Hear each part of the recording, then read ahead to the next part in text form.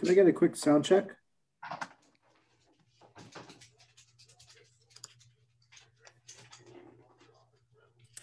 Sounds good, Christopher. Thank you. Thank you, Victoria. Victoria, this is Dan. I'm going to do the same thing. Sound check.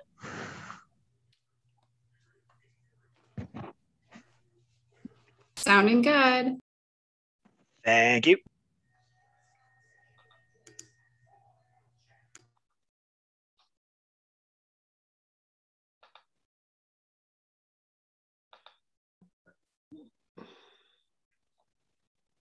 Great.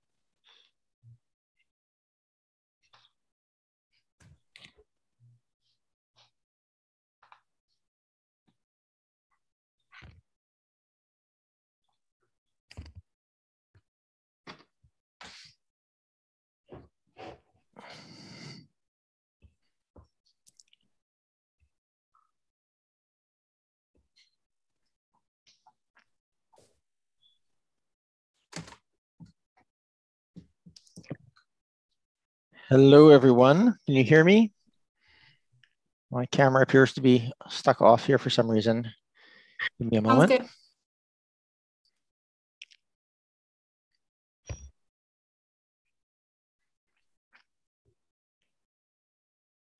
Let's try. There we go. Camera's working now. Ms. Williams, do we have all of council on? Testing. We can hear you, Councillor Zelka. My apologies, Mayor Murdoch. I had to leave and come back in, so I'm just doing a check here. Okay, thank you. If I could ask the members of council to turn on your video and everybody else to keep them off, that allows me to see all of council on the screen as Yes, we're going about our to have business. everyone. Great, thank you. There we go. Perfect. Excellent. Thank you, everybody, for attending. Seeing everybody here. Just making sure we have. Yeah, okay. We have everybody on my screen as well. I'll call the meeting to order. Just want to acknowledge that the lands in which we're gathered are the traditional territories of the Coast and the Straits Salish peoples. Specifically, we recognize the Lekwungen-speaking people, known today as the Songhees and the Esquimalt First Nations, and that the historical connections to these lands continue to this day. Item up on the agenda is just the approval of the agenda. I got a motion to approve, moved and seconded. Thank you. Any discussion? All those in favor? Opposed? None opposed. We move on to adoption of the minutes of the regular council meeting of May 25th. Okay, if I can get a move approval, then we'll move and seconded. Are there any changes, corrections? Go ahead, Councillor Appleton. Thank you, Your Worship. Just noting on page 4 of the minutes in terms of under the section where grants were awarded, it does note that there was a grant made. It reads the Maritime Museum of Oak Bay, which I think is the Maritime Museum of British Columbia. It would be great to have a Maritime Museum of Oak Bay, but I think the point was clear, but I figured I'd just mention it. Okay, thank you. We can make that minor adjustment. Any other corrections or changes? Don't see any. I appreciate the attention to detail always. All those in favor? Any opposed? None opposed. Thank you. We have next the advisory design panel minutes for receipt. Moved and seconded. Any discussion?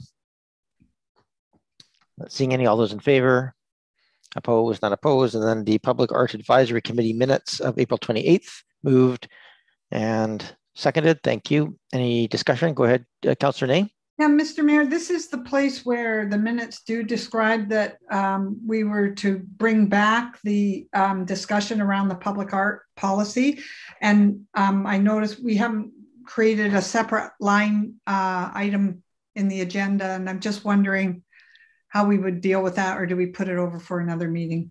Sure, thank you, Councillor Ney. Ms. Williams, where does that item sit in our schedule of agendas? Your Worship, Steve Meikle is on, and he can speak to that discussion that came up at the Public Art Advisory Committee. Okay, thank you. Mr. Meikle? Thank you, Your Worship. Sorry if you wouldn't mind repeating. I just got on and got audio and missed what the exact question was there. No worries. Go ahead, Councillor Ney. Yeah, no, I'm just trying to find it right now. I thought it said somewhere here that we were going to bring, maybe it was to the committee. I'm not sure, Mr. Meikle. I'm just looking for it now. But I thought I read in the minutes that we were going to review the public art policy. Bottom of page 3. I read this, Mr. Merritt. Yeah, thanks, Merritt. It's actually, I guess it's that the committee would review it, not the council. Yeah, I think I've misread it, Mr. Meikle, so I do apologize. Sure, thank you, Councillor Ney, and Your Worship, thank you. Maybe just to clarify, the public art policy itself doesn't actually address the Arts Laureate position. That's within the terms of reference, which was approved by Council. The public arts policy tends to deal more with the actual process of accepting art, jurying art, those kind of processes, art donations, etc. So that's what the PAC, the Public Arts Advisory Committee, is currently reviewing, which would come forward to Council likely in fall, given their meeting schedule now. So. Okay, thank you very much. Thank you, Councillor Ney. Any other discussion on those minutes? Not seeing any. I'm going to call the question then. All those in favor of receipt? Any opposed? Not opposed. That carries. Thank you, everyone. Moving on to item 5 is Mayor's remarks. I've constrained mine to 2 items today. I think there's sort of a happy and a sad and we haven't met for a long time as a council. So I just wanted to touch base. First, the good news, obviously, we have significant relaxations coming in terms of our public health and a little bit of light at the end of the tunnel. Want to express my appreciation to council and staff and everybody who's been working through very difficult and strange times, all of our committees and commissions. As we go through this, it's nice to see that light at the end of the tunnel. I would also just comment. We've had a couple of small outbreaks in Oak Bay and around the region. I think as people are getting very relaxed and the public health orders are still quite cautious in terms of requiring masks and so forth. So just hope people still take some reasonable precautions, as we have a long way to go before the majority of people have their second vaccination, which is the place where the real immunity kicks in. So, and so that's the happy news though overall. And just the sad, I wanted to just touch base. This is the first meeting we've had since the discovery of the 215 children's graves in the Kamloops Residential School, and it just struck me. It just really stands as a sobering reminder of the impact of those schools on the First Nations and our requirement as a community and of course as a country to find a better path forward. So, we need to foster relationships. We have to earn trust with our First Nations neighbors. I'm really appreciative of the commitment that this council's made to that goal, to reconciliation. I know it's a lot of work, and we'll have some steps and stops and starts as we go through that process. But the will is there, and the intention is there, and the goodwill is there, and the commitment to honesty and openness in that process. And so I'm just very appreciative of that. And I'd also just like to extend a thank you to particularly to the Songhees, but Songhees and Esquimalt nations they've taken on the load, certainly in the core here of just being present and providing the wisdom and the drum circles and the channeling of some of the community grief and needing to gather. I took my kids down to the vigil at the museum, and I found it very powerful. And it was so amazing to see all these drummers and sharing their stories and having that moment together as a community was really powerful. So it's not easy, I'm sure, in these moments to do that work. And so I just want to express my thanks to the Songhees and the Esquimalt nations for participating in that. And, on that end as well, I just recognize our staff, also participated in the 2 minutes and 15 seconds of silence. There's a real sense, and our flags are still at half-mast, and it's a real shared moment here, I think, as a community. So thank you. That's all I really had to say on those two items. The item number 6 on the agenda is 6.1. So we have just this one item here, just for people who are aware. This is not subject to public input, but every other item is subject to public input as we go through the various items on the agenda. So if people wish to, I will call people to raise up their hands within the Zoom application, or you can call the 1-855 number that's listed at the top of the agenda package. And that will provide you and put in the meeting ID and password, and that will give you access as well to ask questions. I would just ask that you do that sort of as each agenda item comes up, because at occasion we'll move through items fairly quickly, and we don't want to miss people if they want to speak on a topic. So item number 6.1, Ms. Jensen, I believe you're here to speak to the DVP at 3800 Finnerty Road. Yes, thank you, Your Worship. The application in front of Council this evening is for a proposed parking variance for a new building at the University of Victoria campus. It will be located immediately adjacent to the Fraser building, which is located in the northwest section of the campus, which is the current law building. And the university is proceeding with construction of the new National Centre for Indigenous Laws. This building expansion from the Fraser building is the result of significant funding provided by the federal and provincial governments and the Law Foundation of BC in order to create a new program that combines Indigenous and non-Indigenous law.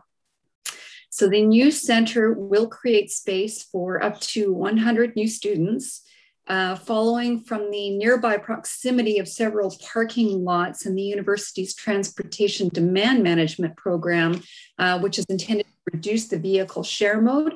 The university is not proposing to provide any additional vehicle parking as a result of this new construction. The center itself will incorporate an additional 162 bicycle stalls and 6 end-of-trip facilities. So all of these measures move toward the university's goal of 70% of all trips being made through sustainable transportation modes. And as of 2018, the vehicle drive mode share has been reduced to 37.6%. So it's working well. The parking facilities bylaw for Oak Bay requires 1 parking space per 2 students. So in the case of the proposed construction, there would be a parking requirement for 50 additional stalls. It is this requirement that the university is requesting to vary so as not to provide any additional vehicle parking. A parking study prepared for the project indicates that the new center would generate a parking demand of 7 spaces, which is already available on campus through the current parking supply. The district's OCP policy would also support the approach of providing no additional parking by supporting the university in its transportation demand strategies. Staff also note that the proposed construction would necessitate the removal of 46 trees, which results in an additional 76 trees being added to the campus within the Oak Bay boundary through our replacement tree program. 49 of those trees will be planted adjacent to the new building, and 27 will be planted elsewhere on the site. Interestingly, the university also utilizes a 3-to-1 planting ratio, which is higher than the district's, which means that additional trees beyond the 76 will also be planted. So should council wish to move the application forward, staff would proceed with written notification of the development variance permit application to all properties within a 50-meter radius. The proposal would then come back to a subsequent council meeting for consideration of any public input and a final resolution. Tonight, we do have Mike Wilson, a representative of the university, and his team in attendance for any questions that council may have. And with that, staff are requesting council direction. Thank you very much, Ms. Jensen. I saw one hand go up already. Go ahead, Councillor Ney. Well, Mr. Mayor, I really did overlook this. I didn't realize it until I looked more carefully. Oh, fair. Yeah. On my office there on the map. So I'm going to recuse myself from this as that's my place of employment during my day job. And so, Mr. Mayor, how should I just go off this, or how should I recuse myself? We can trust you if you wish to just turn off your camera and turn off the sound. We will text you when we as soon as we are completed this item. Okay, I'm off and silent. Thank you. Thank you, Councillor Ney. Go ahead, Councillor Zelka. Thank you very much, Chair, and through you to staff. So two questions. One, is there any living residences included with this provision, or is this, I see it's zoned P1, but I wasn't sure whether there were going to be any provisions for overnight stays or sleeping residences or anything like that. Sure, thank you, Councillor. I might turn it over to Mr. Wilson, who's the Director of Campus Planning and Sustainability, on the specifics of the build. But I believe you're correct that there's no living accommodation in here. Mr. Wilson, welcome to the meeting. Good evening, Mayor and Council. Thank you very much for having us. Through you, Mayor Murdoch, no, there are no additional accommodation units or student housing as part of this project. We're currently constructing 783 new beds on the Salish side of the campus, but this is purely an academic building. That's very wonderful to hear. If I may continue, please, Go Chair. ahead, Councillor Zucca. Yep. Thank you. And it's wonderful to have a representative from UVic with us. Very much do look forward to the day that UVic is going to build housing, any sort of student housing, on the Oak Bay side of the properties. My next question, however, is more to staff. I think notice will go to those residences within 50 meters. Are there any residences within 50 meters? And it's 50 meters of what, please? Thank you, Councillor Zelka. Ms. Jensen. Thank you, Your Worship. The 50 meters would be from the boundary of the university. So it's not just the specific site that we're talking about. So the 50 meters would be taken from the property line of the campus and into Oak Bay. If I may, one supplemental question. Since we also, the boundary is also there with Saanich, will we be sending the notice to those in Saanich as well? Thank you, Councillor Zelka. Ms. Jensen. Thank you, Your Worship. So the way the legislation is set out, that our bylaw applies to lands within Oak Bay. So technically, we would be sending the notification to Oak Bay residents, property owners, or the like, on our side of the boundary. Historically, with some of the smaller developments, we have also notified into the adjacent property. We have looked at this one as not necessarily requiring that, given the scale of the campus and the siting of this building. That's wonderful. Thank you very much. Thank you, Councillor Zalka. I have Councillor Braithwaite and Patterson. Thanks very much. My question is around parking, because I read with interest in the report that apparently our bylaw for the university is that there should be one parking spot for every 2 students. Now, obviously, that would be almost impossible because there's almost 22,000 students and actually 5,000 staff as well. So I'm wondering, and this is, I guess, a question to staff, is that would we perhaps, I think it's time that we reconsider our parking bylaw for the university or for any campus that is within our boundaries. So I guess that would include Camosun, part of Camosun as well. I'm not sure. But would that be something that we would be able to consider in the future? Because it just seems asinine to me that you know, we're giving such a variance in the parking from 50% down to 0.138. So I'm just wondering if that might be something that we might be talking about in the future. I'm for this proposal. I'm not saying that we should insist that they have, you know, 10,000 parking spots. I'm just wondering if it's something that we could look at in the future. Sure. Thank you, Councillor Braithwaite. I think I'll turn that into a question maybe for the for building and planning more broadly. Is that where in our planning process or anything in our current work plan would that come back naturally into? Ms. Jensen, I'm not sure if you can answer that question. Thank you, Your Worship. So to Councillor Braithwaite's point, yes, it's definitely on our radar in terms of not just the parking bylaw in general, but with the campuses specifically. We do recognize that this has been an issue over the last few years. Council saw this in front of them a few years ago when we were looking at the energy plan. So, you know, our records would indicate that, yes, we do need to do something about in the parking bylaw. Generally speaking, you would look at that usually around the same time that we would be looking at the zoning bylaw so that we can make sure that the two coincide with each other. Perfect. Thank you so very much. Thank you, Councillor Braithwaite. Anything else? Nope. Okay, Councillor Patterson. Yes, thank you, Mayor. My question also is about parking. And I certainly applaud the support for moving transportation to an alternative form of transportation. I think that's great. But at the same time, I do wonder if there has been an impact, if any, on parking on the residential streets of Oak Bay as a result of this, if we've had commentary from residents, or if in any way we're monitoring it. Just, you know, great that we're going to alternative forms of transportation. I'd just like to know that they are truly alternative forms of transportation and we're not just moving the parking somewhere else.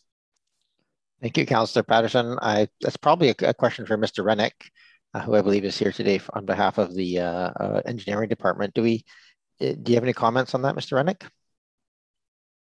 Or Mr. Haran, maybe, who has a longer history?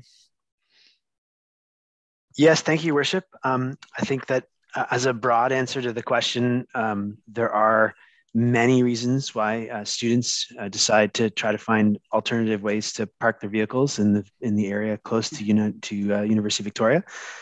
So I don't necessarily connect the two directly here. So we do receive complaints over the years, and we do investigate specific streets and specific incidences to try to find ways to mitigate any impacts of parking. But I wouldn't say that it's directly attributable to any of the questions that we're talking about this evening. Thank you.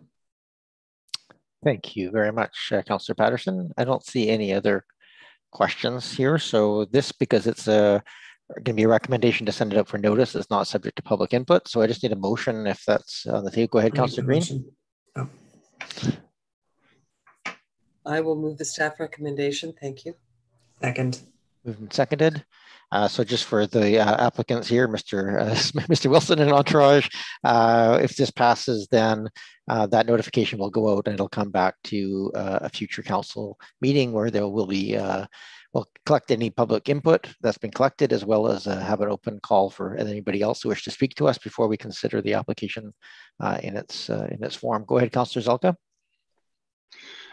Thank you, Chair. More of a question through you to staff. Would it be appropriate for us to also share the notice with the Songhees and the Esquimalt, since it is related to the First Nations law building? I don't think necessarily, but Ms. Jensen, is there any suggestions on protocol here? Thank you, Your Worship. We can certainly make them aware. The notice is really about if there's any impact to adjacent property owners, but we can certainly share the information with them. Does staff need a motion, or could we just ask that that be considered? Ms. Jensen? Thank you, Your Worship. I don't think we need a motion. We can certainly just move forward with that. Thank you. The motion is on the floor. Don't see any other hands up, so I'll call the question. All those in favor? Opposed? None opposed. Thank you very much. So that'll move forward. And thank you, Mr. Wilson, and everyone for coming tonight to answer questions. Luckily for a really straightforward application. Up next, we have item 7.7, section 7, starting with 7.1. I just will point out that these are subject to public input, so I'm going to make a call for anybody who wishes to speak as we go through each item. So if you are attending online, you can use the reactions button at the bottom of the screen that just does a raise hand. Or if you aren't getting attention, you can always turn on your video and wave, and I'll usually see you at that point as well. So with that, I'm going to welcome Mr. Rennick, I believe, is here to speak to the Estevan Avenue loading zone.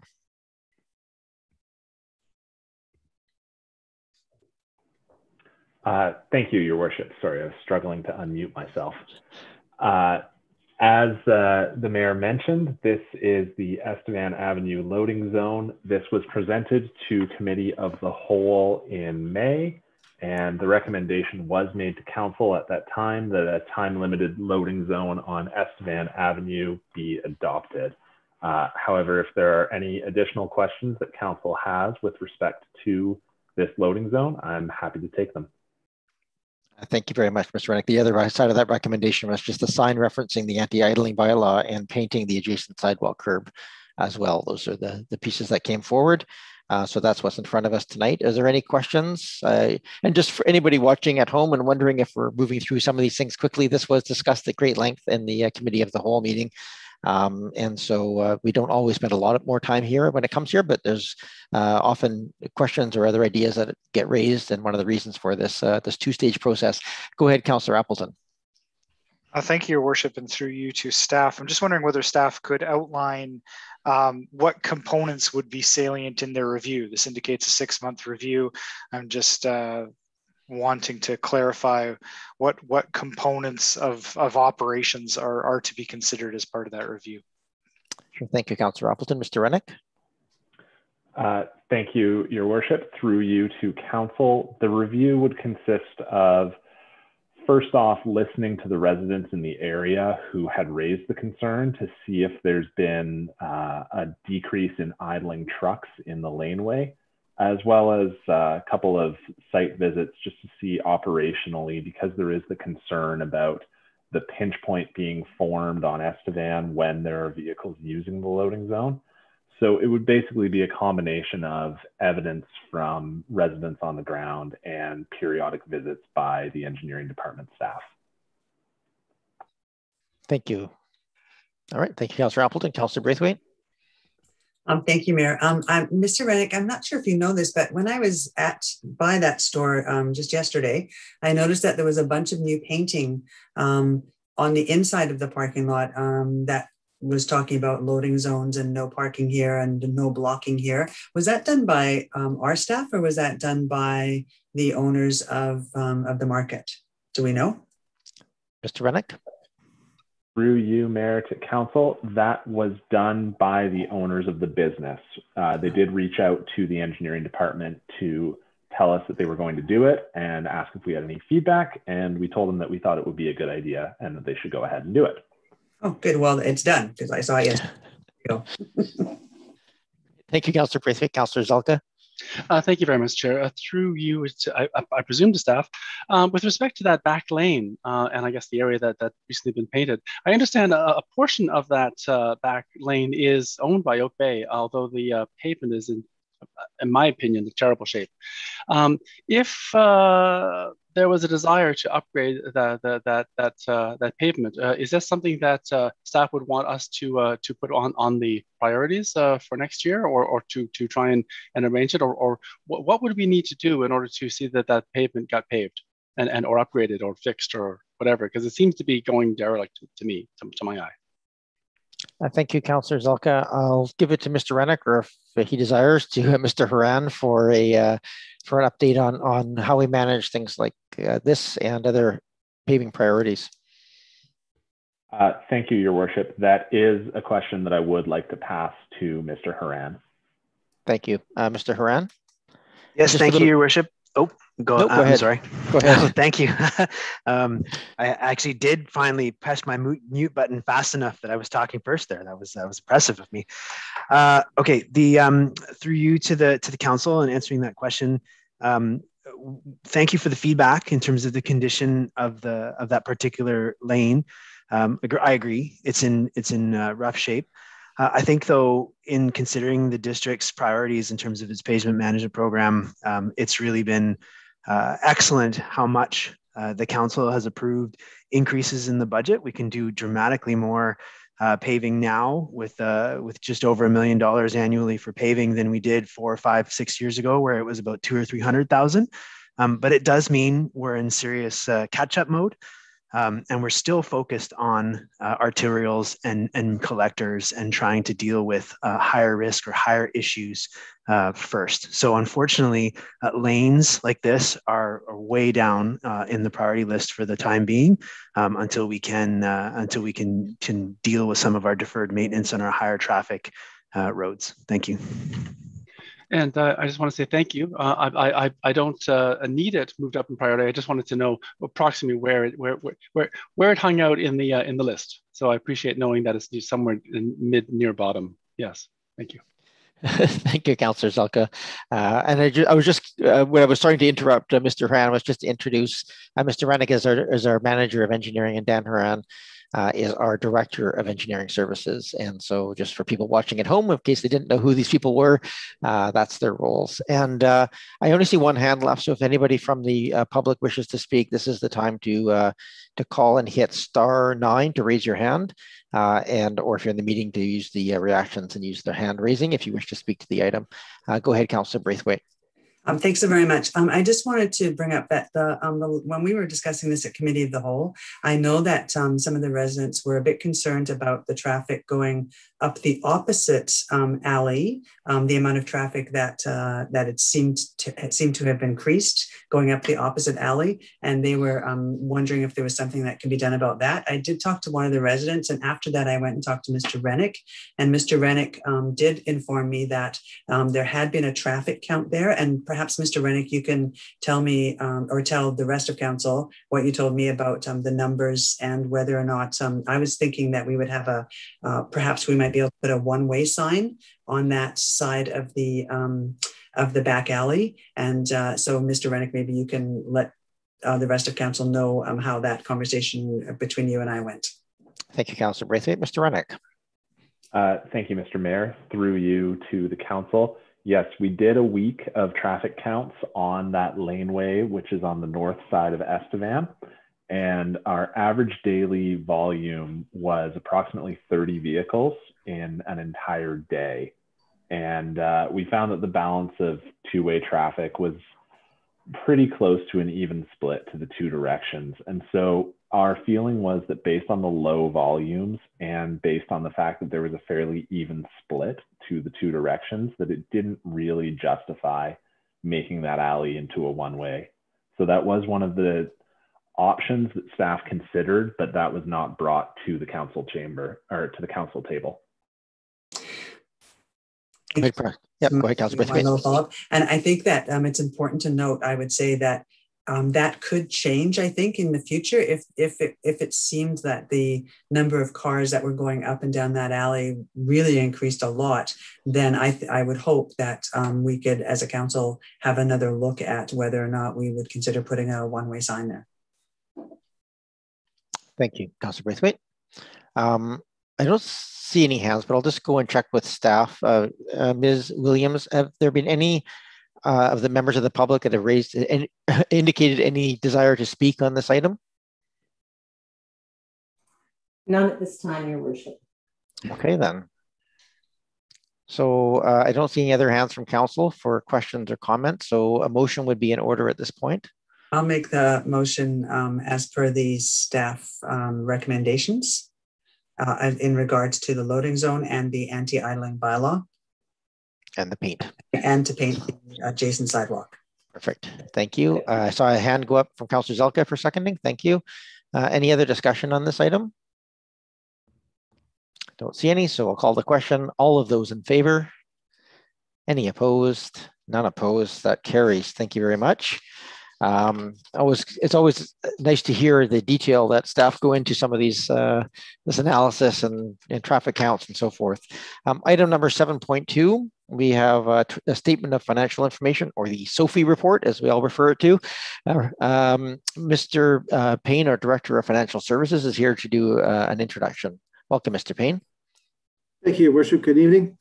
Annually, the district must prepare a SOFI, or a Statement of Financial Information, pursuant to the Financial Information Act for council approval, and that approval must be before June 30th of every year. Much of the SOFI is repeated information as it contains our public sector accounting standard financial statements, and those statements must be prepared and approved by council by May 15th. So you've already seen a lot of what's in this document because that was approved alongside the auditor presentation. There are additional schedules that are required, appended to those public sector accounting standard statements, and those include the most prominent schedules are the schedule of remuneration, one schedule for staff who are paid over $75,000 in remuneration in that year, and another schedule for council, no matter how much remuneration they received during the year. And the other more prominent schedule in the SOFI is a schedule of payments to suppliers of goods and services, and that reports aggregate payments to any supplier which exceed $25,000 in that year. So I'll leave it there.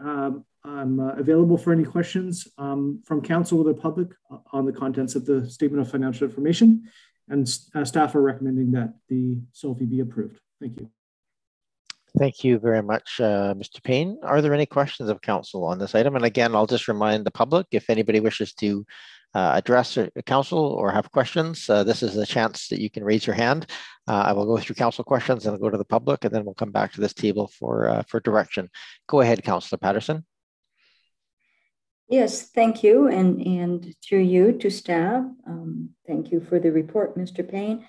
I asked this question last year, so I will put it out again to see if we're any closer to perhaps doing it. And that was adding the job titles to the statement of remuneration and expenses. And then I have a second question about that. I'm just wondering, some municipalities add also onto the statement the not only the remuneration, but the remuneration through taxable benefits. And that isn't done in this district. Are those optional things that municipalities make the decision that they use it for internal information? What's the rationale, if perhaps we could shed a light on that? Sure, thank you, Councillor Patterson. I'll turn that over to Mr. Payne to answer the two questions. Thank you, Your Worship. To answer the first question in terms of job title, I apologize. That's just an oversight. It's not. It's something that can be done. It wasn't done last year. Wasn't done this year. I'll make a note, and hopefully you'll see it in the 2021. We do have, of course, the department there, which provides a bit of a hint in job titles, but it's not always clear. So thank you for that again, Councillor Patterson. The second question in terms of remuneration, the Act defines remuneration as including taxable benefits. So when we're reporting remuneration, it includes taxable benefits. I do believe that some municipalities split it out just for greater transparency. We could do that if that's the will of council, but we've lumped it all together in the SOFI this year. Okay, great. That's good to know, and I will look forward next year perhaps to having the job titles in there. So thank you for that. The other question I have is the segmented information breakdown. It's something I relate to people, and they ask the question, and I don't have the answer, so I will seek it tonight. Under protective services, of course, it does say, as I tell people, if you go to the notes, you'll see protective services includes in the segmented information, building and planning and animal control, in addition to our other protective services. I don't have a rationale for why those portions of the staffing costs are included under protective services.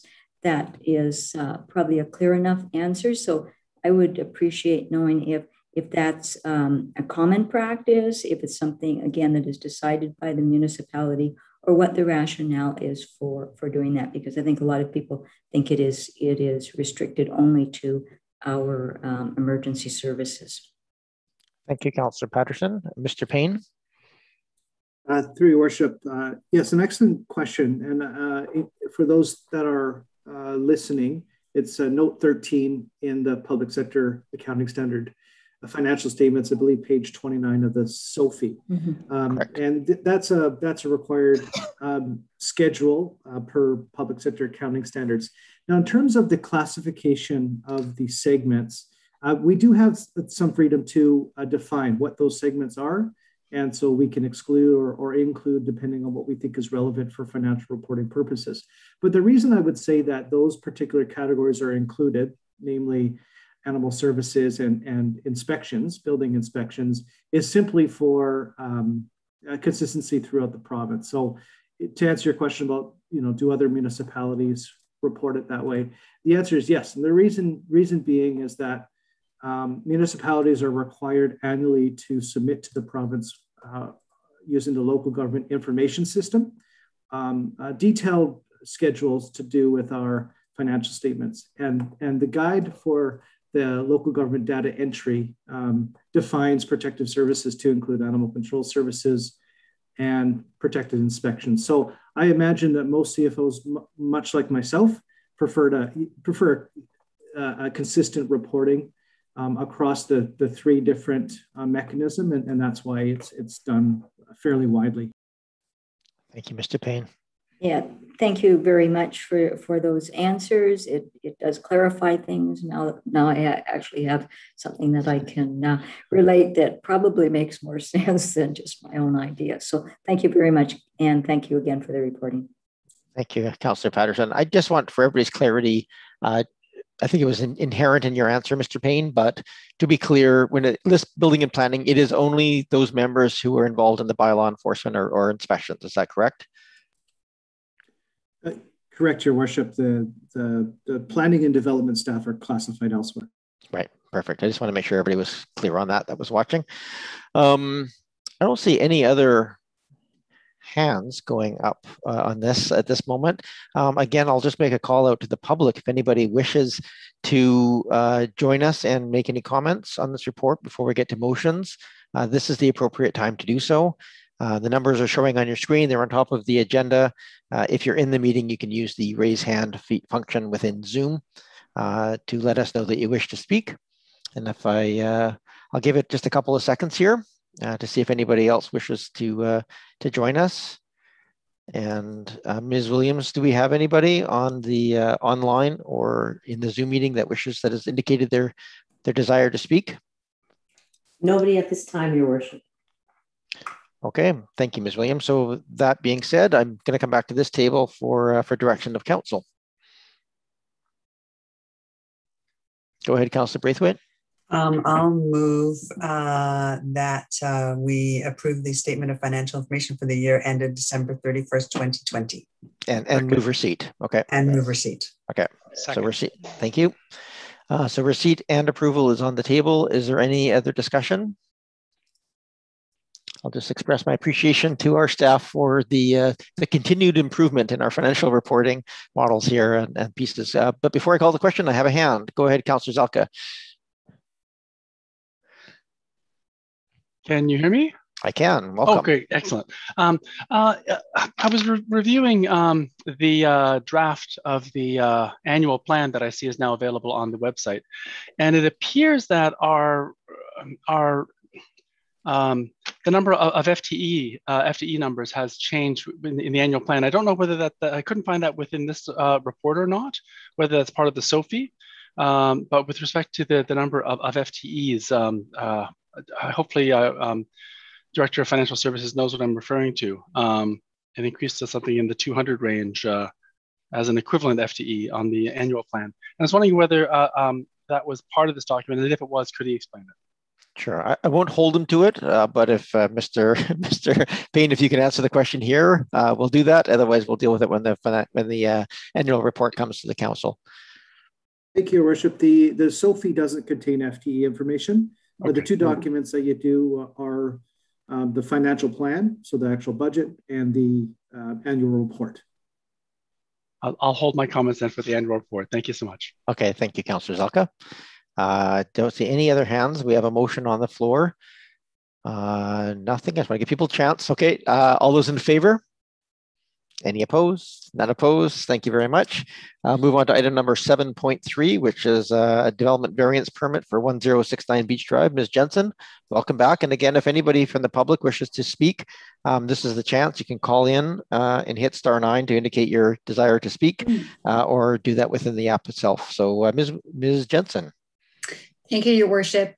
Council saw this application at their May 25th meeting, where they considered a proposal to undertake renovations to the existing home, and specifically including renovations to the upper story. So, for example, increasing the roof pitch to increase ceiling height on the upper floor, which allows for more usable space. So this is a home that already has existing legal non-conforming heights. And the proposal as put forward would require council consideration of variances for both building and roof heights. The building height proposed to go from 7.32 meters to 8.51, and the roof height going from 9.14 meters to 11.64 meters. So at the May 25th meeting, council directed that staff give notice of its intent to consider the development variance permit application for approval. Notice was mailed out to the adjacent 6 property owners within a 50-meter radius on June 2nd. And as of this afternoon, we had received no submissions in response to that. So the application is now in front of council for consideration of approval. Okay, thank you very much, Ms. Jensen. And as the public, the point of this return back here is to get public input. I want to just remind, again, viewers watching at home, if you wish to address this item, to please call in at this moment. As we consider this, I will go to any callers that come in as they come in. But at this point, we have the item in front of council. Are there any questions from council, either of staff, or I believe we have Mr. Collins, I saw his name on the list, if there's any questions of the applicant as well. Not seeing any questions. So I'm just going to give a moment here for, in case there's any members of the public that wish to address council. And I'll go to Ms. Williams if there's any, just please, if you could just speak up if anybody joins us, otherwise I'll carry the procedure through here. Go ahead, Councillor Green. Oh, thank you. I was going to make the motion, staff recommendation. Okay, so we'll move receipt of the report and the approval of the variances. That's here. Moved and seconded. Thank you. I'll take comments at this point. Although we're still waiting for if there's anybody who wishes to call in. Anybody wish to make any comments on this? Ms. Williams, is there anybody who's indicated they wish to speak on this item? Nobody, Your Worship. Thank you. Okay, thank you. I will just make one comment before we get to the vote. And that is just my appreciation to the applicant and the owners who are taking a very iconic home in Oak Bay, and I think doing a very appropriate, sensitive renovation to it that, frankly, if anything, improves the proportionality of the building appropriately. So just express my appreciation for protecting this home, carrying its life forward, and for making renovations that are very appropriate. So with that, I will call the question. All those in favor? Any opposed? None opposed. Thank you, Mr. Collins, and good luck with the project. Thank you. Thank you. Moving on to item number 7.4, we have development variance permit for 2576 Margate Avenue. Again, if anybody wishes to address council on this, I would invite you to call in at this time and then hit *9 if you're calling in to raise your hand. I will see that, or if you're in the Zoom application, you can also use the reactions and then the raise hand option at the bottom of the screen. With that, Ms. Jensen, welcome, and if you could just do a quick overview of this application. Thank you, Your Worship. Similarly, this application was also considered by Council at the May 25th meeting, where the proposal is looking to increase paved surface in the rear yard. So this is a situation where the homeowner is constructing a new home on the site and proposes to install the driveway off of the laneway running adjacent to one side of the site rather than directly off of Margate. So the driveway placement is similar to the existing situation, pardon me, but because of the triangular shape of the lot, the rear yard is quite small, and so the paved surface that can be accommodated in the rear yard is quite restrictive. So in order to install the driveway, the applicant is requesting council consideration of a paved surface variance that would take it from the maximum permitted 25% to 46%, which means an additional 194 square feet of paved surface within the rear yard.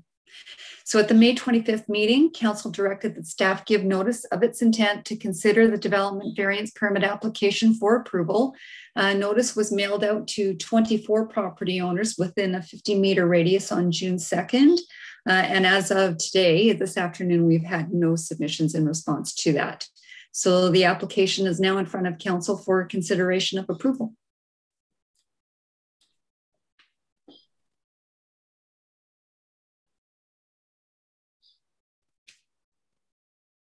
My apologies, I muted myself.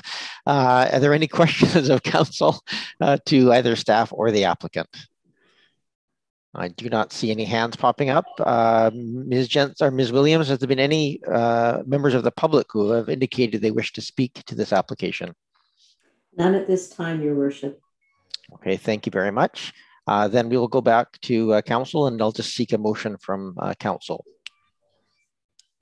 Go ahead, Councillor Green. Yes, thank you. I will move the staff recommendation. And then I have just a couple of comments. Thank you. Thank you, Councillor Green. Is that, I saw another hand pop up, so that's a second. Perfect. Go ahead, Councillor Green. Yeah, just very quickly. Normally, in principle, I wouldn't be so keen to include to expand hardscape and paved surfaces on a lot, but on this particular lot, there are challenges. And one of the things that I did note in the report, and I was pleased about, was the increase to tree canopy coverage.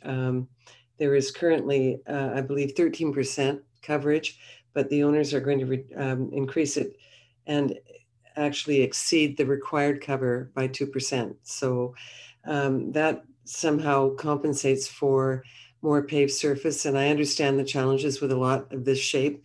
I have walked by that area.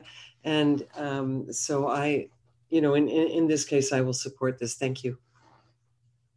Thank you very much, Councillor Green. Councillor Zilka. Thank you so much, Chair. I do also note that the tree canopy proposed will end up being 37%, which I'm very pleased to see.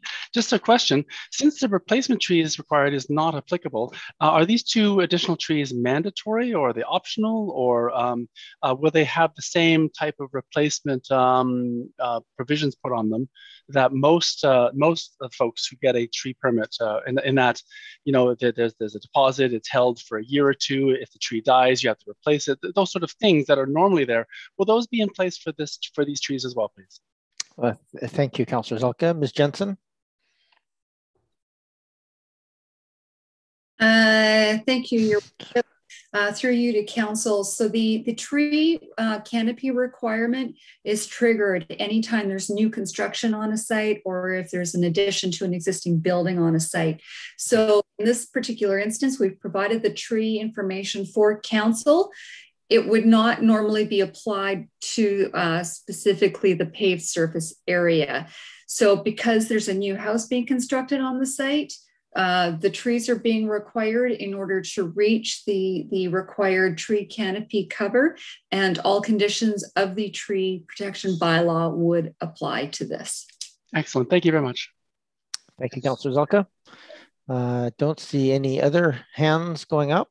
Always dangerous when you like scratch your head or anything because they might call on you. Ms. Williams, are there any other members of the public who have indicated they wish to address Council on this item before I get to the motion on the floor? There are not, Your Worship. All right, then, not seeing any other hands, I'll call the question. All those in favor? Any opposed? None opposed. Thank you very much. We have item number 7.5, single-use plastics. We have an options analysis and a little bit of we have the recommendation from the Committee of the Whole plus another recommendation or request for clarification of process. So we'll, Ms. Morden, I believe, would be doing the introduction of this. Welcome, Ms. Morden. Thanks, Your Worship. Everyone can hear me okay? We can, thank you. Okay, great. Yeah, so I'll just speak really briefly to the explanatory memo that's in front of you this evening. The purpose of that is really just to confirm staff's understanding of the project scope, objectives, next steps, and timelines for the consultation with local businesses. The recommendation that came forward from Committee of the Whole sort of blended option 1 and option 2 in the original report that was before you in May. And it did shift the consultation from primarily asking about a draft checkout bag regulation bylaw to something a little broader. So we just wanted to create this touch point with you tonight to ensure that we are on the right track and aligned with your objectives for this project, or if we need to make any changes. So I will just leave it there available for questions. If we are on the right track, there is a subsequent recommendation before you. Thank you. Thank you very much, Ms. Morden. And I'm just going to remind anybody watching again, if you wish to address Council, you may do so. And this was also available for public comment during the Committee of the Whole when we first discussed it. So with that, are there any questions from Council to Ms. Morden or to other members of staff? Go ahead, Councillor Appleton.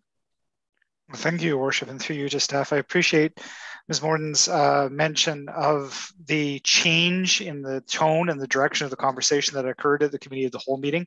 This originally did pertain specifically to single-use plastic bags and has evolved into something which is relative to single-use plastics more broadly. So I would like to hear from staff just as far as the implications of removing single-use plastic bags from the scope of work as laid out in the explanatory note. Sure, thank you, Councillor Appleton. Ms. Morden. Sure, thanks, Your Worship. So do you mean the implications to our work plan, Councillor Appleton? Correct, yes, through the chair. Okay, thank you. Go ahead, Ms. Morden. Okay, thanks, Your Worship. Yes, so through you to Councillor Appleton, it really, in my assessment of things, just sort of shifted. While the consultation broadened, the work on the bylaw development is no longer required at this point. So really, I just saw the impact as being just a shift in how we are focusing the hours that we had already allocated. And the scope that I have described here in this memo still fits within the scope of what we had included in our work plan for the year. Go ahead, Councillor Appleton. Thank you, Your Worship. So essentially, if I understand that correctly, the original intent of the motion that goes back a couple of years is to move towards bylaw development. Essentially, the direction given at Committee of Whole has shifted that staff allocation of time from bylaw development to outreach. Essentially, is what I hear. Ms. Borden, is that fair? Thanks, Your Worship. I think for the stage in the game that we're at, yes, that is fair. And so that, coupled with the information, the update that will come back towards October, early November on the federal government's progress, will inform next steps. But at that point, we'd be getting into the 2022 work plan. So there may be additional pieces. I suspect there will be moving forward. But in terms of the scope of our 2021 work plan, I just saw it as just a simple shift in the allocation of hours from one focus to a related focus, but a little different. That makes sense. Yes, go ahead, Councillor Appleton. Thank you, Your Worship. Maybe a structural question just related to how the staff recommendation will be actioned. The recommendation focuses on the modified project plan. So am I to understand that the modified project plan includes the language, basically the recommendations made from the Committee of the Whole that are included in the explanatory note? So those things which are contained in the explanatory note, which are essentially the same as the recommendations from the Committee of the Whole, those form part of the proposed approach, the modified project plan. Do I understand that correctly? So if we want to modify the project plan, or if we want to modify some of the language in the Committee of the Whole recommendations, we would need to specifically amend those. Thank you, Councillor Appleton. And just for clarification, there's the motions that came out of the Committee of the Whole, and then there's a separate recommendation around this project plan with the explanatory note attached. So I think we can consider them. I mean, they're obviously very related, but I think your primary questions being related to staff time and impacts. So I think, Ms. Morden, maybe you can clarify for us if there's changes made to the direction on the approach to the work plan. That might have to go back to staff for some more feedback. But go ahead, Ms. Morden. Thank you, Your Worship. Yes, that's correct. So I had anticipated that the Committee of the Whole recommendation would be considered first, and then if supported, the subsequent recommendation could be considered. If there's any changes to what came forward from Committee of the Whole, if we want to entertain something different, that will probably impact next steps for us. And so yes, a referral back to staff at that point would be much appreciated. Thank you, Ms. Morden. Go ahead, Councillor Appleton. Do you have anything else? Thank you, Your Worship. Yes, I would like to, so thank you for the clarification about the order of essentially of approval of these. It wasn't 100% clear to me from the agenda, but I'm potentially being a bit obtuse. I would like to propose an amendment to the first recommendation from the Committee of the Whole. So before we get there, Councillor Appleton, I'm happy to go back to you before we get to any motions. I just want to give the opportunity for other people to ask questions, and if anybody, members of the public, wish to add anything, and then we'll get to motions. Absolutely, Your Worship. All right, thank you. Are there any other questions or from members of council? Not seeing any. Ms. Williams, are there any members of the public who have indicated they wish to speak? No, not at this time, Your Worship. Okay, so go ahead, Councillor Zelka. I'll go to you, and then back to Councillor Appleton. Well, thank you very much for the opportunity to ask a question. With respect to the first item of the first motion, from first paragraph, I guess, from the Committee of the Whole resolutions, it talks about the Government of Canada's potential work on national regulations. Is there any update as to when that, or any news as to when that might be presented, or do we have any further information from the time of the Committee of the Whole to now, please? Thank you, Councillor Zelka. Ms. Morden, has been any further news on that front? Thank you, Your Worship. Sorry, I have no further information for you at this time. I'll continue to keep you updated, though. Thank you.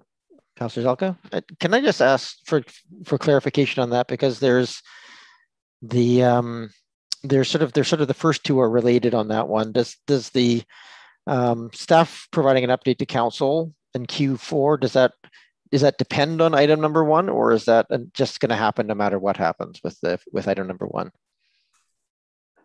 Ms. Borden? Thanks, Your Worship. Yeah, I had, thank you. I had anticipated giving an update regardless, because if there is no action at the federal level, that may impact how council would like to proceed for 2022. Perfect, thank you. Go ahead, Councillor Appleton. Thank you, Your Worship. So I would like to make a motion to amend the first committee of the whole recommendation to delete the text after the word deferred. So essentially that consideration of municipal regulatory actions related to single-use items be temporarily deferred, essentially period at that point, deleting from pending the conclusion and onwards. Okay. Procedurally, to be for clarity, I think what I might ask is if someone would move that motion, and then we can have a motion to because there's no motion on the floor right now, so it may be cleaner if we move the motion as it's laid out here and then make a motion to amend it, or if you feel you want to make the motion, then just make the motion without that second part. No, I understand the procedure, Your Worship. Go ahead. Okay, so there's someone who wishes to move the first recommendation piece on that. Go ahead, Councillor Patterson. And the seconder, thank you. Thank you. Do you want to say anything, Councillor Patterson?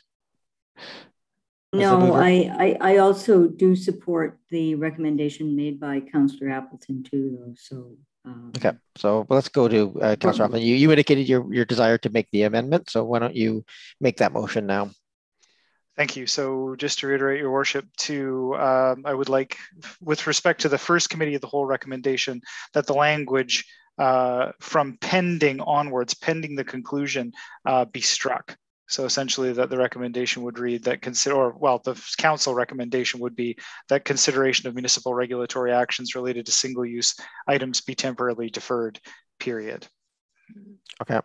And there was a seconder. Is there a seconder? Moved and seconded. Thank you. Do you want to speak to that, Councillor Appleton? It's probably worth saying a few words at least. Thank you, Your Worship. Just very briefly, Council heard my concern raised at the Committee of the Whole meeting about tying our decision-making to an external federal decision-making timeline.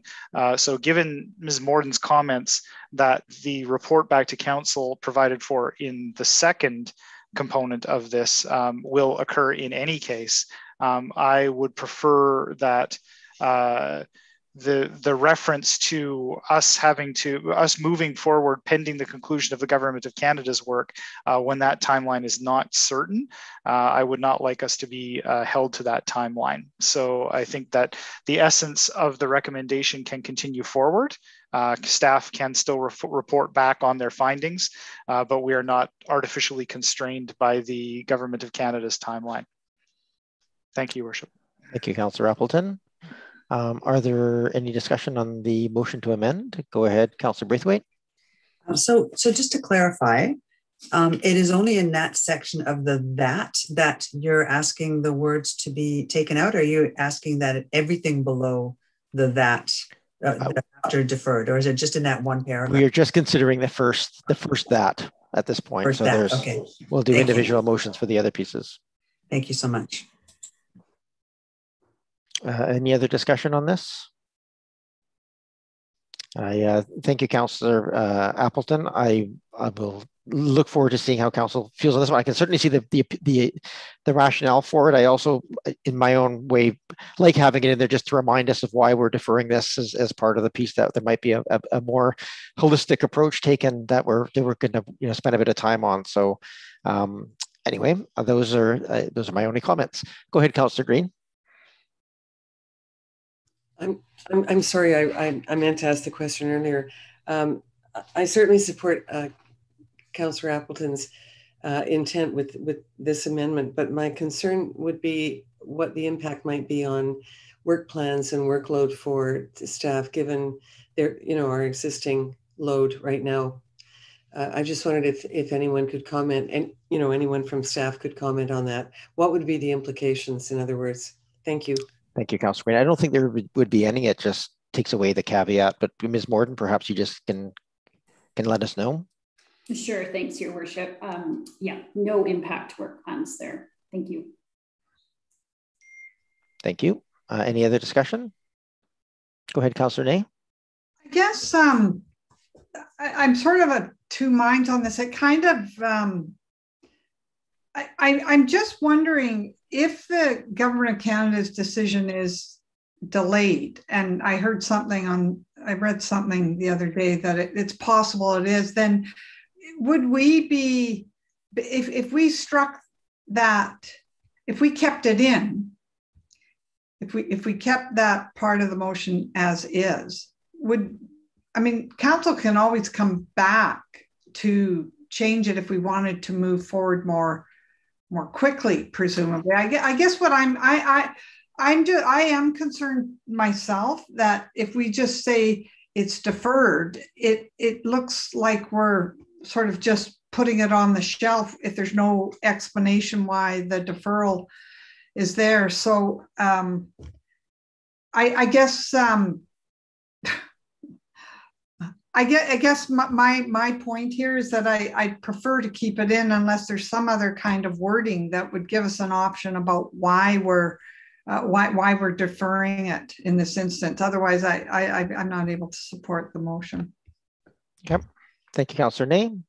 Any other discussion on the motion to amend to strike the second half of that first stanza? Go ahead, Councillor Zelka. Thank you very much, Chair. Because we have changed our minutes procedures where we don't provide explanations of our motions and there's no background provided at all, only for that reason I'll be not supporting the amendment, so that the public who are reading this will have at least a context to understand what we're talking about. Thank you. Thank you, Councillor Zelka. I don't see any other hands up on this. So the motion on the floor is to amend the first stanza to strike everything after the word deferred, just so we're all on the same page. So all of those in favor of striking the second part of that first stanza, in favor. Move, thank you. And those opposed? I have Councillor Braithwaite, Zelka, Green, Ney, and Murdoch opposed. So that fails. So the original stanza is moved as originally laid out here. Any other discussion on that first stanza? The motion is live. I don't see any other hands popping up, so I'll call the question. All those in favor? And opposed? Councillor Appleton and Councillor Patterson opposed. Thank you. I'll just, since I started off stanza by stanza, I'll just go through those. If we can just have someone to move the second stanza. Moved and seconded. Thank you. Is there any discussion on the second stanza? This is, again, provide update to council. If anybody's following at home, not seeing any discussion, I will call the question. All those in favor? Opposed? None opposed. And then we have a third stanza, to develop a survey on single-use plastics. Moved and seconded. Any discussion on this item? Not seeing any. All those in favor? Any opposed? None opposed. And the fourth stanza, the staff include exploratory questions in the survey to find out what businesses are already doing. Moved and seconded. Thank you. Any other discussion on that? Go ahead, Councillor Appleton. Thank you, Your Worship. I would like to propose an amendment to this stanza, adding the following language to the end of the language presented here. Where we're talking about the staff include exploratory questions in the survey to find out what local businesses are already doing to reduce the use of single-use items and assess the level of support interest for possibly developing local regulations in the future, and their support for bringing into force a disposable plastic bag ban. So for clarity, the language is to gauge the support of businesses for bringing a plastic bag ban bylaw into place. Okay. Just so I'm reading it back to you accurately, the wording would just be added to the end of it, and their support for bringing into force a plastic bag ban. Is that what I had? It's fine, Your Worship. Okay. No, I just want to make sure I got it, the wording clear for everybody. So thank you. Is there a seconder for that motion? I'll second it for the discussion. Thank you, Councillor Ney. Given that hesitation, Councillor Appleton, I just think you better make an explanation of the rationale for that. Thank you, Your Worship. The discussion, as I perceived it, that turned at the Committee of the Whole meeting, moved from a discussion specifically about disposable plastic bags and into plastic single-use items and its effect on the business community, which in my opinion, are actually two separate but related things. The argument is predicated on the removal of single-use plastic items as being an unfair imposition on business. We are, by the time this survey rolls out, it's very likely the City of Victoria's plastic bag bylaw is already in place. Saanach's will be in place very likely in very short order. Most of the communities that surround us will be implementing a plastic bag bylaw in fairly short order. So I would like to hear specifically from the business community about their perceived impact and their perception of impact about the loss of disposable plastic bags specifically. I believe that we are in a place to enact a plastic bag bylaw now, and I am of the opinion that that is what the community would like to see us move forward on. I would like to see us leave an option open to pursue a plastic bag bylaw, ban bylaw, even before the other work contemplated in this motion is complete. So if we take the assumption that there is an undue imposition to businesses by banning single-use plastic bags, then I would like to hear from the businesses directly about that. Thank you, Worship. Thank you, Councillor Appleton. Go ahead, Councillor Green. Councillor Ney, you seconded the motion, yeah, okay. so yeah, that's fine. I'll let you go next. I seconded it because I wanted to hear what Councillor Appleton had, what the case was to do this. But I have to say, I had assumed that the use of single-use items would have included plastic bags. Can I ask staff, was that the intention, Mr. Mayor? Absolutely. I had the same question, actually. So go ahead, Ms. Morden. Sure, thank you, Your Worship. Yes, so we had anticipated asking at least one, if not a series of questions about what local businesses think the municipality could do to best support the community transition away from single-use plastics. And so within that, we were going to have a brief look at what other communities were doing in the region and assess the level of support. And of course, that would include the plastic bag ban. But certainly we could look at dedicating a question just to that regional alignment around that particular bylaw, as the results may be useful moving forward. Absolutely. Okay, thank you very much. I'm satisfied with the way things are there then. Thank you. Thank you, Councillor Ney. Any other discussion on this item? Go ahead, Councillor Green. Sorry, Councillor Green, I had you on my list and I forgot that quickly. That's not a good sign. Go ahead. That's okay. I think as BIA Council Liaison, my concern is that, we are looking at recovery over the next year at least. I think a lot of the businesses have already either made the transition or are making the transition from single-use plastic bags to paper. I know in a couple of places they're charging more for plastic bags and slightly less for paper bags. But actually, out of respect for them and out of concern for some of their sort of current situations regarding, revenue, clientele, and so on. And it's a very small business community. I appreciate the comments by Councillor Appleton, but Victoria, by comparison, has huge small business density, as does Saanich compared to Oak Bay. So we're quite a small community in 4 village centers. And I really think it would be helpful to get some sense of how our businesses are doing in recovery. And I think the motion as it stands is sensitive to some of those issues, in my opinion. Thank you. Thank you, Councillor Green. Any other? Go ahead, Councillor Braithwaite. I'm sorry, Mayor, could you just read the last sentence that Councillor Appleton has added just for me one more time? Sure. Councillor Appleton, why don't you go ahead and do that? I think I may have cut off a word or two at the end of it because I didn't write fast enough. Certainly, Your Worship. Basically, that the question be posed to businesses whether they would support the implementation of a disposable plastic bag bylaw. So this is explicitly a question to ask that question directly of businesses, whether or not they are in support of a plastic bag ban bylaw. And that may be, as staff have indicated, that may be broadly considered as part of their survey materials. I would like that specific component with respect to bags, which is the originating concept of why this is being discussed around the council table. It's morphed into a larger discussion about single-use plastic, but it started off being primarily about plastic bags.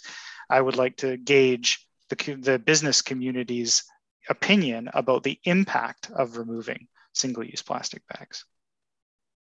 I think I'm on the same page as Councillor Green as far as this goes. I think from what staff has said, I think it's going to be implicit in what they're asking in their questions to the businesses. So I think I'm going to have to vote to keep it as it's written in our agenda. Thank you, Councillor Braithwaite. Any other? Go ahead, Councillor Patterson. Thank you, Mayor. And I certainly understand the rationale for what Councillor Appleton is putting forward, and it does make sense. However, I guess I support the language as it's written and not as amended, because I think we will obtain those details from our merchants at any rate. But I also, I'm very cognizant of the fact that so much onus seems to be placed on the merchants to be the problem in using all of these plastic disposables, and yet we all, as consumers, have a choice in whether we want to utilize plastic containers or plastic bags, or if we choose to use an alternative. So consumers are as much part of the solution, perhaps I think the bigger part of the solution than the merchants are. And so, I think it's a difficult question. If we pose it to the merchants and they say they think it will be a problem, I don't want to convey that they are the injuring party by continuing to offer them. I think that, I would like to see what they're doing. I would also like to see a ban on plastic bags, but we do have personal choices as consumers. And so, I think that kind of getting from the merchants a positive side of everything they have been doing, everything that has been achieved, and what they believe is needed so that we can, as a more global initiative, move forward with this. So I'm fine with the motion as it is originally presented and not with an amendment. Thank you. Thank you, Councillor Patterson. Councillor Ney, you had your hand up for a second time. Just very quickly, Mr. To begin with, I was just going to say it doesn't really matter because staff's going to do the work anyways. But upon listening to my colleagues, my sense is the community is looking for the leadership from the council to do that. But people don't want to keep using plastic, whether business or citizens. It's time to make the shift. And I think that we need to show some leadership and to make it explicit here. Staff was going to do it anyway, but it keeps it keeps the ball in sight here. So I'm going to change my mind and vote in support of the amendment. Thank you very much, Councillor Ney. I always appreciate when people change their mind that they at least take the time to express the rationale for it on that front. Is there any other discussion on this item? So right now the motion is the motion to append to include and their support for bringing into force a plastic bag ban. It's an interesting one. I had the same feeling, Councillor Ney, that I didn't see much difference between these two, and I guess really quickly, the reason that we kind of got hung up on this plastic bag and moved it over to this other piece is that the province, up until now, we've had to sat through court cases about how you do it. It's gone to, you still have to go through an appeal to the Ministry of Environment to get approval of the plan to do it, which adds cost and time and complexity. And it just seemed rational that if there's more broad strokes coming into thing, we can just quietly march into alignment with what's happening provincially and federally in the fall. as opposed to incurring costs and complexity of trying to come up with their own sort of interim multi-step process. I still firmly believe that's the right thing to do. I think that any other approach, given our small staff and limited capacity, is the wrong one. And honestly, I think as we're going forward, I actually am not really looking here at whether we're going to bring in a plastic bag ban. It's really how we're going to align our bylaws with the federal. And I'm a little afraid if we support the wording that it is, it kind of indicates that we're seeking their input on this as a piece, but really we're looking at this from a broader ban overall, and not trying to raise the thing of like, well, you have the veto power on this one to if you don't like it. So I kind of, as I'm talking here, I think I'm talking myself to not supporting it, just because I think it tends to leave the impression that the option of a plastic bag ban is there and available to vendors. And that's really not the intention as I read it of this council. We're trying to move ourselves in alignment with the best practices provincially and federally as we get into the fall. So there we go. I think I figured out what I was going to vote now. Thank you. Any other discussion on the motion? Go ahead, Councillor Zalka. Thank you very much, Chair. I'm in alignment with many of the words that you just spoke. We are a small district, and Oak Bay has historically allowed other communities to make the mistakes and pay the legal fees and get all the trip ups, and then we get to benefit from, I don't want to say their mistakes, but their learnings. Let's put it that way. And then we get to have the second mover advantage. So for that reason, I'll be not supporting the motion. Thank you. Yep. Any other discussion on this item? Go ahead, Councillor Appleton. Thank you, Your Worship. I appreciate your comments. I guess I would just say very briefly in response, if the intent of this council is to implement a plastic bag bylaw, and if that is the general intent, and if it's not a matter of when, but rather a matter, or not a matter of if, but rather a matter of when, then I would suggest that there is ample opportunity for us to do that immediately. Thank you, Councillor Appleton. Don't see any other hands up on. So the motion that's in front of us currently is an amendment motion asking for measuring their support for bringing in a plastic bag ban.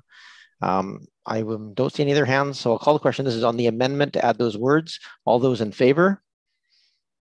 Councillor Green, Councillor Ney. Sorry, Councillor Appleton, Councillor Ney.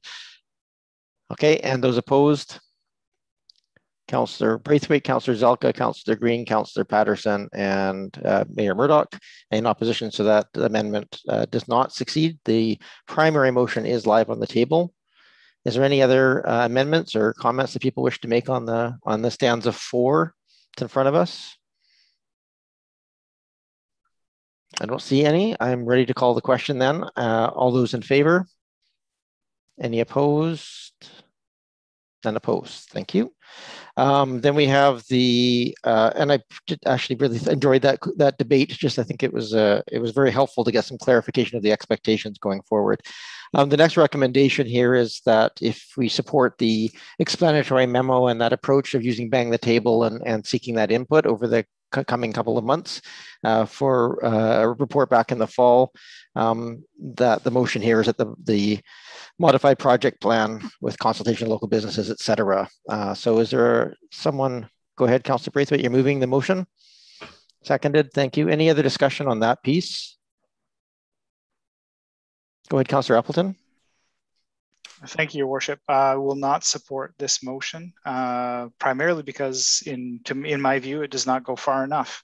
I think we do have the capacity and we do have the intent to implement at minimum a disposable plastic bag bylaw in short order, as our neighbors are doing. And I reflect back to the young people that came to present to us in council chambers in 2019 that were asking for specifically this. And I see no reason to not move forward in a more speedy fashion on this. Everything that's proposed in the proposed explanatory note and the project plan is reasonable, but I am opposed because it does not move quickly enough to address what we are aware is a significant problem. Thank you, Your Worship. Thank you, Councillor Appleton. Any other discussion on the motion? I'm not seeing any hands, so I will be prepared to call the question then. All those in favor and those opposed? Councillor Appleton opposed. Thank you, Councillor Appleton. That ends the recommendations and pieces on this report. Are there any other items arising from this before I move on? I'm not seeing any. So that then would just concludes our meeting for today. If I can get a motion to adjourn, please. Motion to adjourn. Moved and seconded. All those in favor and those opposed? No, that wasn't intentionally to oppose there, Councillor Appleton. Just a moment late. All right, the meeting is now adjourned. Thank you, everybody, for your time and for the good discussion, and we will see you all next week. Thanks, everybody.